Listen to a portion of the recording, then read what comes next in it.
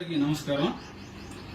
భోగి, మకర సంక్రాంతి, కనుమ జరుపుకుంటున్న ప్రతి ఒక్కరికి నా హృదయపూర్వక నమస్కారాలు. మనకి ఈ పండగ 3 రోజులు కాబట్టి 3 కాల ప్రమాణాలలో మీకు శుభాకాంక్షలు తెలియచేయాలని ఒక చిన్న ప్రయత్నం.